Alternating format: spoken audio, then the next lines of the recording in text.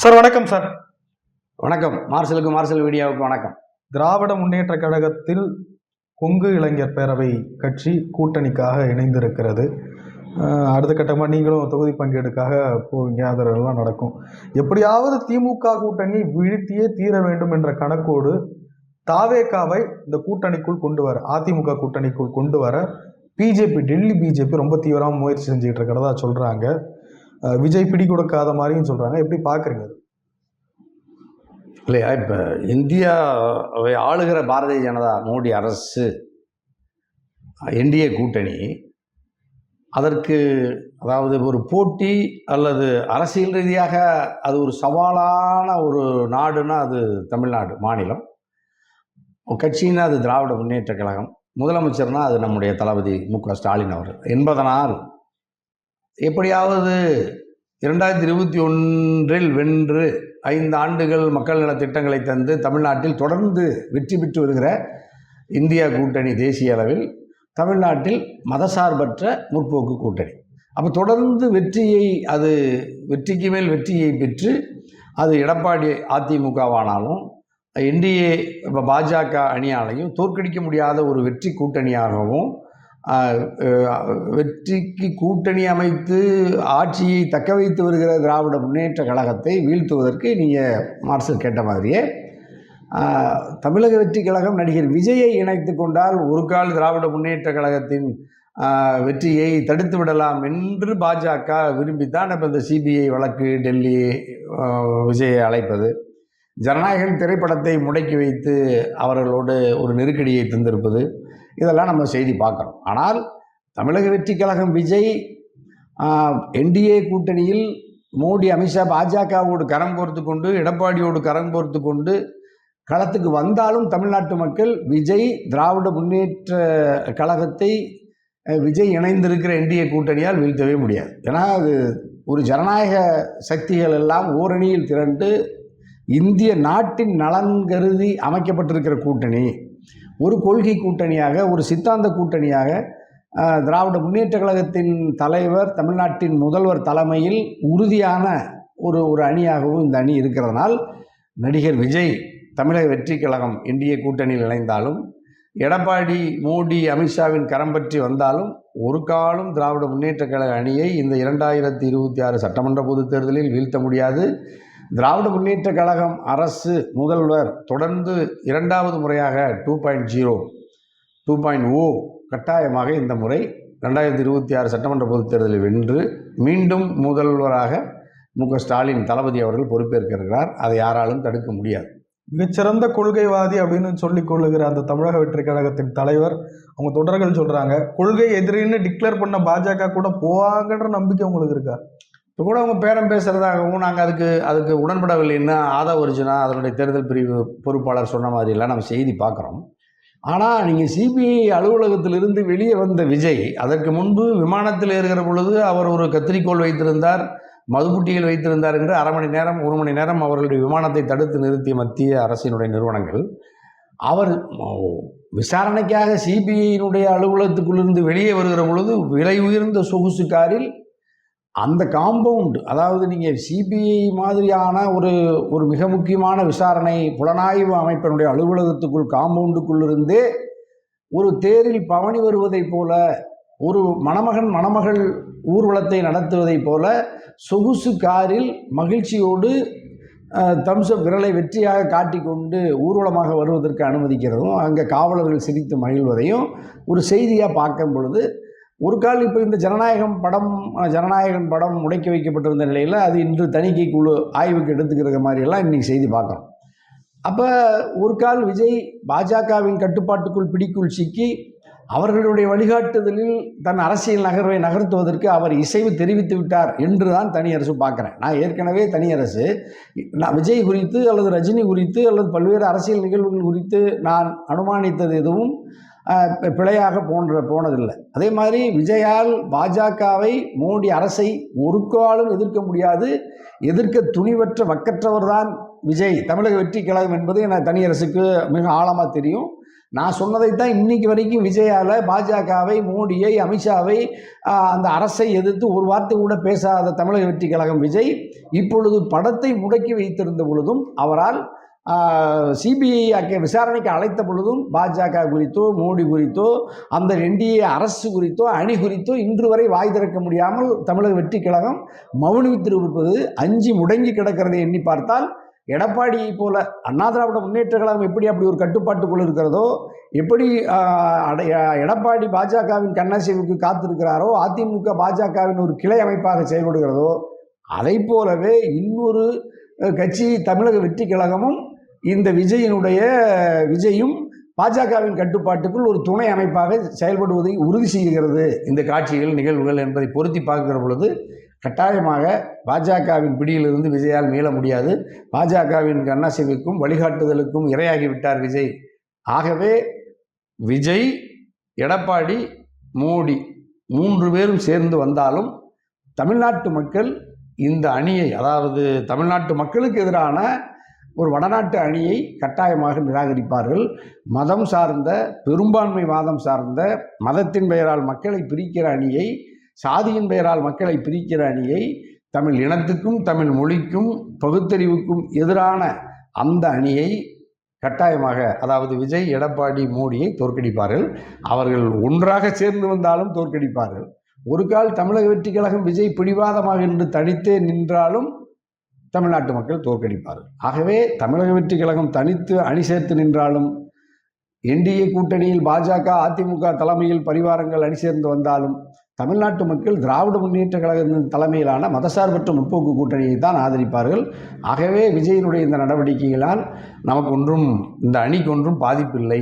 அதுவும் இல்லாமல் நேற்று ரஜினி குறித்து ஆதவர்ஜனா பேசியது, ரஜினியே சொல்லுகிறார், திராவிட முன்னேற்ற கழகம் அந்த குடும்பமும் எங்களை மிரட்டவில்லை, ஆதவர்ஜனாவின் கூற்று பிழையானது என்று சொல்கிற பொழுது, இப்பொழுது ரஜினியும் திராவிட முன்னேற்ற கழகத்தை அணிக்கு ஒரு வாய்ஸ், ஒரு ஆதரவு நிலை எடுத்திருக்கிற சூழலை நம்ம பார்க்குறோம். ஆகவே ரஜினியினுடைய பல்லாயிரக்கணக்கான திமுக ஆதரவாக புரிஞ்சுக்க முடியுமா? ஆமாம், திமுக ஆதரவு தானே. இப்போ ரஜினி, இப்போ ஆதவர்ஜனாவையும் விஜயும் ரஜினி அவங்க எதிரியாக விஜய் காட்டுறாரு, அவருடைய தேர்தல் பிரிவு ஆதவர்ஜனா ரஜினி எதிரியாக காட்டுறாங்க. ரஜினி அது பிழையானது, கண்டனத்துக்குரியதுன்னு சொல்கிறாரு. அதை ஆதரிக்கிற பல்வேறு கட்சிகளும் ரஜினியினுடைய கருத்தை தான் ஆதரிக்கிறாங்க, ஆதரவை கண்டிக்கிறாங்க. அப்போ அங்கே தமிழக வெற்றி கழகமும் விஜயும் தனிமைப்பட்டு கிடக்கிறது. ரஜினியை பின்பற்றுகிற லட்சக்கணக்கான ரசிகர்களும் திராவிட முன்னேற்ற கழகத்தை நற்சான்றிதழ் தந்திருக்கிற ரஜினிக்கு ரஜினியை, திராவிட முன்னேற்ற கழகத்தை ஆதரிப்பதை போல தான் இந்த அறிக்கையை நம்ம பார்க்குறோம். ஆகவே ரஜினியும் இப்பொழுது திராவிட முன்னேற்ற கழக அணியை ஆதரிக்கிறார் என்பதனால், விஜயை எதிர்க்கிறார் என்பதனால், ஒரு மூத்த திரைப்பட கலைஞர் சூப்பர் ஸ்டார் ரஜினிகாந்தே விஜய்க்கு எதிராக இருக்கிற பொழுது, விஜய் ஏற்கனவே குறைந்தபட்சம் ஒரு வாக்கு சதவீதம் பெறுவார் என்ற நம்பிக்கையும் சிதைந்து இப்பொழுது படுதோல்வியை தழுவுகிற சூழலில் தான், எலி பொறியில் சிக்கியதை போல சூழலில் தான் விஜய் இருக்கிறார். தமிழக வெற்றி கழகம் இருக்கிறது. 41 பேர் உயிரிழப்புக்கு காரணமான வழக்கு, ஜனநாயகன் படம் திரையிடப்பட முடியாத நெருக்கடி, பல்வேறு ரஜினி மீதான ஆதவர்ஜனாவின் குற்றச்சாட்டு, தன்னுடைய மனைவி சங்கீதா வழக்கு தொடுத்து குடும்ப சிக்கலில் நீதிமன்றத்தில் அல்லது அதற்கான நெருக்கடி, இன்னொருவரோடு அவரை வைத்திருக்கிற தொடர்பால் கசிந்து அது சமூகத்தில் அவருக்கு இருந்த நன்மதிப்பை அவரே சீர்குலைத்து கொண்டது. இதெல்லாம் பொதுமக்கள் மத்தியிலிருந்து ஒரு சாதாரண ஒரு நடிகராக விஜயை பார்த்து ஒதுக்குகிற காலம் நெருங்கி வருகிறத பார்க்கணும். ஆகவே கலைஞர் சொல்லுவதைப் போல பழம் நழுவி பாலில் விழும் என்றார். இப்பொழுது பழம் நழுவி பாலில் விழுகிற பொழுது தேனும் சேர்ந்து திராவிட முன்னேற்ற கழக அணிக்கு விழுவதைப் போல தான் ஒரு சூழல் நெருங்கி வருகிறது. ஆகவே திராவிட முன்னேற்ற கழக அணிக்கு வலிமை சேர்ந்து கொண்டிருக்கிறது. தாவேகா விஜய் பலகீனப்பட்டு வருகிறார், என்டிஏ கூட்டணி பலகீனப்பட்டு வருகிறது தான் இப்போ நம்ம பார்க்கணும். எடப்பாடி பழனிசாமி அவர்கள் விஜய் வரக்கூடாது அப்படின்றதுல ரொம்ப உறுதியாக இருக்கிறதா சொல்கிறாங்க. என்ன கணக்குங்க சார் அவருடைய? இப்போ முதலமைச்சர் போட்டிக்கு இன்னொருத்தர் வரக்கூடாதுங்கிறது தான், வேறு என்ன சிக்கல் அதில்? இப்போ எடப்பாடியே இன்னும் முதல்வர் எடப்பாடி தான் மோடியால் இது வரைக்கும் சொல்லலை, அமித்ஷா சொல்லலை. பரப்புரை கூட்டத்தில் அதிமுக அதனுடைய அரசு அமையும்ன்றோ, அதற்கு முதல்வர் எடப்பாடியார் தான் அடுத்து 2026 வென்று முதல்வர் அரியணையை கைப்பற்றுவார் என்றோ இது வரைக்கும் மோடி சொல்லலை. அப்போ விஜய் நான் தான் அடுத்த முதல்வர் என்று சொல்லுகிறார். அப்போ 2 போட்டி முதல்வர் வேட்பாளரை ஒரே அணியில் களத்தில் நிறுத்துவது இன்னும் பெரிய குழப்பத்தையும் மக்கள் மத்தியில் அவநம்பிக்கையும் ஏற்படுத்தும் என்பதனால் எடப்பாடி விஜயை ஏற்க மறுக்கிறார். ஆகவே பாஜக விஜயை வரவேற்கிறது, விஜயை அணிக்குள் கொண்டு வருவதற்கு முயற்சிக்கிறத நம்ம பார்க்குறோம். ஆனால் எடப்பாடி விஜய் வர வேண்டும் என்று நினைக்கிறார். ஆனால் முதல்வர் அல்லது துணை முதல்வர் என்கின்ற நிலையில் அவரை ஒரு போட்டியாளராக கருதி அஞ்சுவதையும் பார்க்குறோம். ஆகவே எடப்பாடி விஜய் வராவிட்டாலும் தோற்பார், வந்தாலும் தன்னுடைய ஆளுமைக்கு பர்சனாலிட்டிக்கு ஒரு பெரிய ஒரு நெருக்கடி, ஒரு சவாலை தருவார் என்பதனாலையும் பயம் வருது. ஆகவே எடப்பாடியால் சுதந்திரமாக தன் அரசியலை நிர்வாகத்தை நடத்த முடியாமல் புரட்சித் தலைவர் அம்மாவின் மறைவுக்கு பிறகு தொடர்ந்து தோல்விகளை தழுவி டிடிவி, சின்னம்மா, ஓபிஎஸ், புகழேந்தியன், கேசி பெண்ண மாதிரி, பண்ருட்டியார் மாதிரி பல பேர் கட்சியிலிருந்து விலகி பல நெருக்கடிகளுக்கு ஆளாகி கிடக்கிற எடப்பாடி இப்பொழுது விஜய் வந்தால் பலம் என்றும் வந்தால் பலகீனம் என்றும் ஒரு நெருக்கடி தடுமாற்றத்தில் மிக கடுமையான மன உளைச்சலில் இருக்கிறத நம்ம பார்க்குறோம். அந்த அணியும் உறுதியாக இல்லை, அந்த அணிக்குள்ளே இன்னும் தொகுதி உடன்பாடு ஏற்படலை.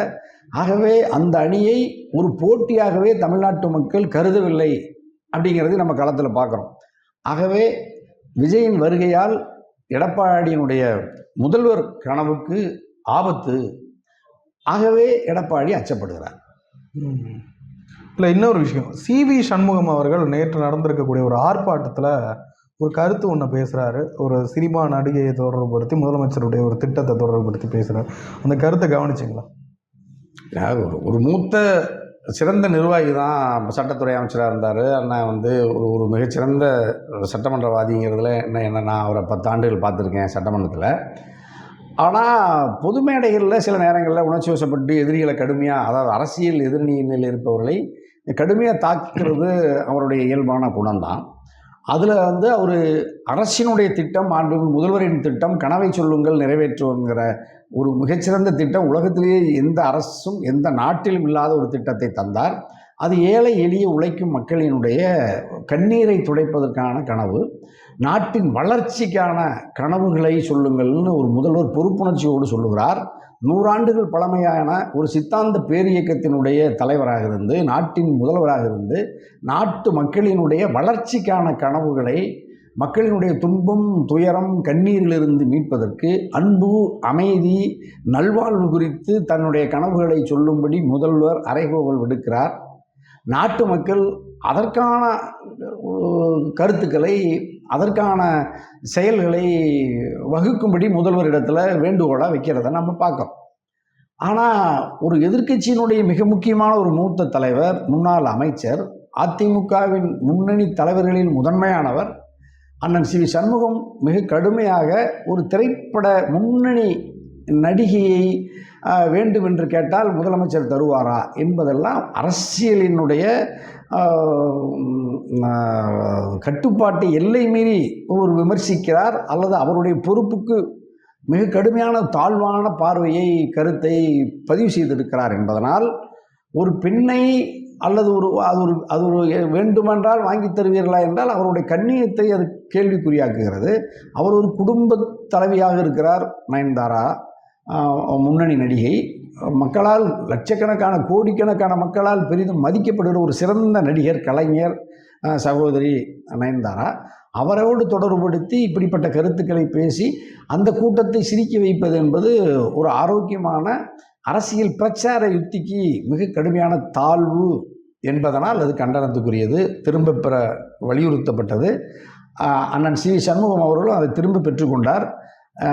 ஆனாலும் இதுபோன்று இனியும் அதே மாதிரி நீங்கள் திண்டுக்கல் சீனிவாசன் கூட இன்னும் கூடுதலாக பெண்களுக்கு ஒரு ஆடைகள் தருவதை குறிய கருத்து சொல்லுகிற பொழுது இன்னொரு ஆடை, உள்ளாடைக்கு எங்கே என்றெல்லாம் சொல்லி பேசுகிறாங்க. அப்போ அவருடைய வயது, பொறுப்பு, அந்த கண்ணிய குறைவாக அவர்கள் பேசுவது வன்மையாக நாட்டு மக்களால் கண்டனத்துக்கு இப்போ ஆளாகி அதிமுகவின் பரப்புரையை திராவிட முன்னேற்ற கழகத்தின் எதிராக ஒரு கூட்டத்தை நடத்த சொன்னால் அவர்கள் அதிமுகவினுடைய எஞ்சி இருக்கிற வாக்கும் சிதறி அதுவும் பாதிக்கப்படுகிற அளவுக்கு தான் அவங்களுடைய நடவடிக்கைகளும் பேச்சுகளும் இருக்கிறது என்பதனால் எடப்பாடியும் எடப்பாடி வலதும் இடதுமாக இருந்து ஆதரிக்கிற முன்னணி தலைவர்களும் பொறுப்பில்லாமல் இப்படிப்பட்ட கருத்துக்களை பேசுவதனால் பொது தளத்தில் ஏற்கனவே இருக்கிற செல்வாக்கு சரிந்து வருகிற நிலையில் அது மேலும் சரிவதற்கான சூழலை தான் நான் பார்க்குறேன். ஆகவே அவர்கள் இது போன்ற கருத்துக்களை பேசுவது 2026 சட்டமன்ற பொதுத் தேர்தலில் திராவிட முன்னேற்றக் கழகம் ஏற்கனவே வெற்றி பெற்று அது வெற்றி கனியை பறிக்கிற தருவாயில் இன்னும் கூடுதலான வெற்றியை இலகுவாக பறிப்பதற்கான சூழலைத்தான் அண்ணன் சி வி சண்முகம், அண்ணன் திண்டுக்கல் சீனிவாசன் போன்றவர்களாம் உருவாக்கி இருக்கிறார் என்பதனால் எடப்பாடிக்கு இது கெட்ட காலம். அதுதான் அது அப்படி தான் இந்த கருத்தெல்லாம் பார்க்கப்படும்.